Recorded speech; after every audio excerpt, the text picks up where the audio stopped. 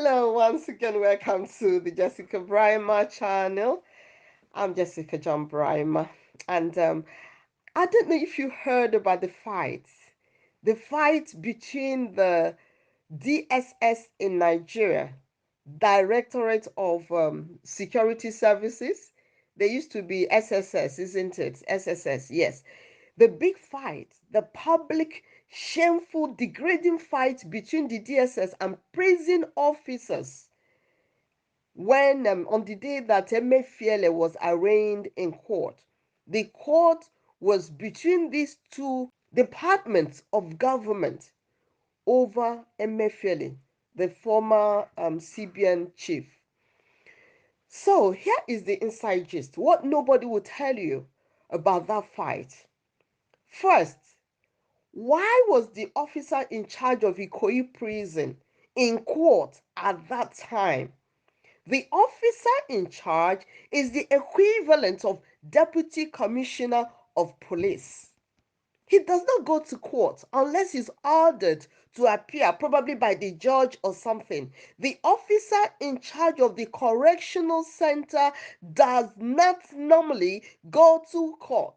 But this officer in charge was in court as Emefiele was ordered to be remanded in Ikoyi prison. Why?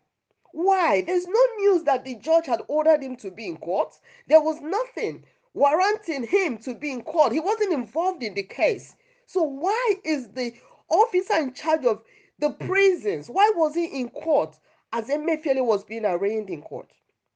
The prison staff, especially the officer in charge and above, they make a lot of money when a big man is detained in their prison. They go out of their way to curry favor from such big men. A man like Emefiele has a lot of money. He was the CBN chief. He was in charge of the Central Bank of Nigeria. Yes, he will need a lot of favors while in prison. He will need access to his phones, which is illegal, but he will want to have air-conditioned cell, which is illegal, especially fitted cell. He will want to have access to visitors and many other things. He will just want to have fun in prison. He wouldn't want to feel like he's in prison because he's got the money to buy up everyone that needs to be bought up in the prison and outside the prison. So it's the support of the officer in charge that will guarantee him all these luxuries in prison. He needs the support of this officer in charge, and that will cost him a lot of money. It will cost him like millions of naira. So everybody in the prison hierarchy would have lined up to benefit from Emefiele. That effort starts right from the moment Emefiele leaves the court and heads to prison. He would be taken to prison in a special vehicle. Oh, yes. Well, somebody who knows the situation, what goes on in the prisons, gave this report. He gave this very interesting account. His name is Emeka Ugwonye. He was in the prison, was detained in Kuje prison, but he wasn't convicted. He was detained there some time ago. He spent time in prison, and he said he used that time in prison to study the prison system. He said that if Nigerian prisons were to be a university, that he would have gotten double PhDs now. And that in Nigeria, nobody goes to prison because he committed a crime. You go to prison because you annoyed someone who has enough money to pay someone for you to be charged and to be imprisoned or to be locked up without any court finding you guilty. So he said that he saw this a few times in Kuje. He said that he would never forget the day Abdul Rashid Meina arrived in Kuje prison. All the top officials went wild. All the prison top officials, they went wild that wow, a man loaded with millions of naira was coming to prison. They were falling all over themselves in order to please Meina. Mr. Ugonye said he happened to be taken to court the same day Maina was being taken to court for the first time from the prison. He said they placed him, Ugonye, in the same vehicle with Maina. He said, oh my God, it was like the president's motorcade. The entire prison top guys went to court that day in support of Maina. Nobody invited them to court. Oh. Nobody invited these top prison officials to court. Mr. Ugonye says that there were sirens and escort vehicles ahead of the van carrying Maina. They said they were providing security. He said he could imagine what was going on in their camp when they guessed that Emefiele would be arraigned in court as well. They said they were providing Maina with security. No, they needed to make Maina stay and movement to and fro court very comfortable because remember, Maina was charged for looting the pensions fund.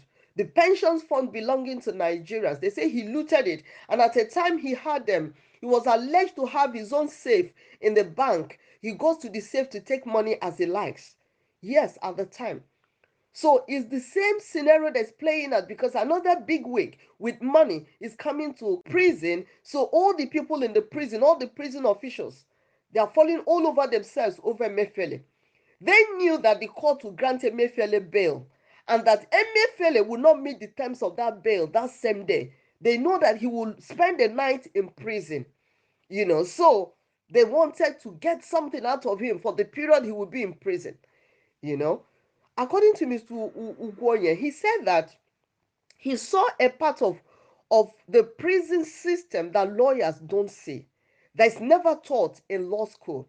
He said that the prison officers are at the bottom of the food chain. He said by the time an inmate gets to the prison, the police have taken all his money. He has paid his lawyer and may have bribed the court officials. By the time he finally gets to the prison, he's out of money. So the prison officers do not have the opportunity to make money from their inmates as the police do from suspects. Compared to the players in the chain, prison officers are poorer, so they could be quite desperate. And when opportunities like Emefiele comes, they grab them with both hands. They could go out of their way to please a man, as you saw in the free-for-all fight between DSS and prison officers. Thank God they didn't shoot themselves. Now, back to Meina's case. Meina is quite a character. He said the first day Meina was taken to court from the prison, Mr. Gonya went to prison with them. He said before that day, the previous times that Gonya was taken to the court, they used to take him in a very dilapidated ironmonger, kind of what he called gongoro. He said the court usually to court for him, Ugonye, was very agonizing because he was only taken to court in a poorly constructed contraption that they call a vehicle, and it was always very dangerous for inmates to travel in. But on the day that Meina was going to court, the prison authorities suddenly brought a van with air conditioner in it. Mr. Gonye said when he saw this van, he chatted Mena up, and they became friends. Mena knew that Ugonye was an American citizen, so Mena decided to be close to him. But Mr. Ugonye said he wasn't anybody's fool at all. He said the first day the officer in charge went to court, he ordered that the prison doctor should go to court. The prison officials took a hospital bed and stretcher to court so that when we go to court, Meina would pretend that he was sick and that he would be in a wheelchair. This was calculated to increase the chances that the judge will grant Meina bail on health grounds. Meina was okay when he left the prison, but he was suddenly sick when they got to court. All the trick was organized by the prison officials to help the big man. Nigerian justice system is so weird that someone you don't know, somehow you don't really know who to blame. Various agencies don't trust each other. The DSS does not trust the court. They believe that the judge may take bribe and compromise the case. That is why sometimes the police, the DSS, the EFCC, they are reluctant to take suspects to court. They don't trust the judges. They feel that the judges will only act with influence of the person being taken to the court. But at the same time, DSS is not any better than the courts. The DSS people, they knew that if Emefiele was allowed to go to Ikoyi prison, he would have access to phones and would have visitors. He would probably obstruct any further investigation. DSS could not trust the court and could not trust the prison with Emefiele. So DSS charged Emefiele to court, and before they charged him to court, they knew that the courts would want to release him. So in order to frustrate the courts, the DSS already obtained a warrant of arrest on another offense from another court to justify their continued detention of Emefiele. They kept the warrant in their back pockets, knowing that the court would order Emefiele detained at the prisons. So DSS took Emefiele to court, but with weapons they planned to use to frustrate whatever the court ruled. That is the danger in Nigeria.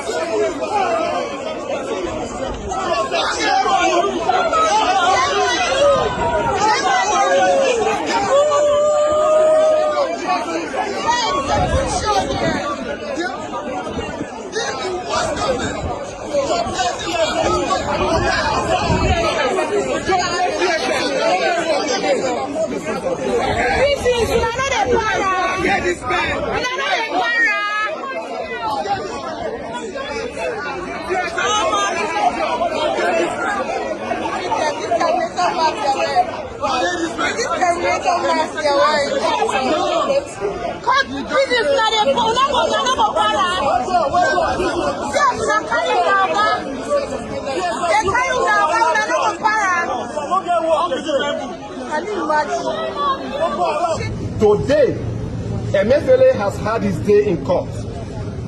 He was arraigned today, this morning, and he has been granted bail graciously by his lordship.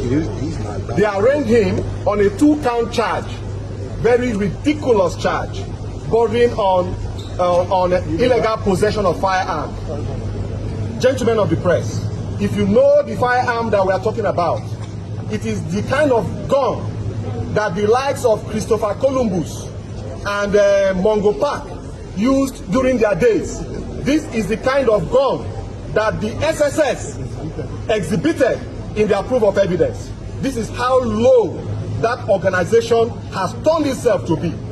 Ladies and gentlemen, but the good news is that Godwin Emefiele has been granted bail. None of the agencies act honestly. Each one of them have their agenda depending on who heads it, and each is suspecting of the other agencies. The EFCC do not trust the police, the court, the DSS or the prisons, and anybody outside EFCC. DSS does not trust the court, the police, EFCC, the prisons. In an ideal setting, each of these agencies should be working together. They are sister agencies. They should trust one another. The only institution that should not trust anyone is the court. But surprisingly, the courts trust the police, the EFCC and the DSS, and that is why the courts fail the citizens. The Constitution is designed in such a way for courts to be suspicious of these agencies and to protect citizens against them. But our courts are timid. They trust the people they are supposed to be skeptical about. So Mr. Wanye says that he was not surprised to see that the distrust between these agencies would get to the point where the DSS were manhandling the officer in charge of the prison. They really beat the man up. I don't know if you saw the video. They really manhandled him. It's embarrassing. It's funny. It's tragic, really. Why would the prison officer get so personally involved to the point of being beaten up and bundled into the DSS van? It was as if the DSS were going to detain him and Emefiele together. Why didn't he just contact his boss? Who would contact the boss of DSS and possibly the president? Why would they fight like little children? That was because they were all fighting for their pockets. They were not fighting for rule of law. They were fighting for their pockets. On many occasions, the police refused to take suspects to prison as ordered by the court. The police actually run their own illegal prisons. Why didn't the officer in charge go to fight the police for the poor guys they abuse all the time? Yes, no, the poor guys have no money to give the prison officers. Only the Emefieles of Nigeria would cause such a fight. All these people have their own agenda. The court knew this could happen. The court deliberately reminded him in prison. It was not a coincidence. The officer in charge of the prison, instead of doing his work, personally came to court to receive Emefiele. The DSS knew that all that would happen, and they came with another warrant in their pocket, which they obtained from another judge who also knew the game. Is a very, very confusing situation. It's a helpless country, you know. And Ms. Ugonya says he would have asked us to pray, but I didn't think the prayer would do anything. As a child of God, I know that it's prayer that is holding Nigeria so far. And I know that the reason these people are getting away with all this wickedness is because the Bible says that punishment against an evil work, an evil deed, is not executed speedily. Because God is very merciful. He's gracious in mercy. He's long suffering.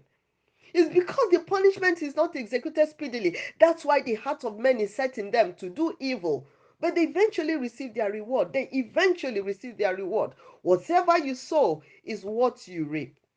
I'll leave it there for now, my brothers and sisters. Please subscribe to my channel. And while you're at it, share this story, click like, and click the subscribe button as well. This is Evangelist Jessica John Brimer. God bless you richly.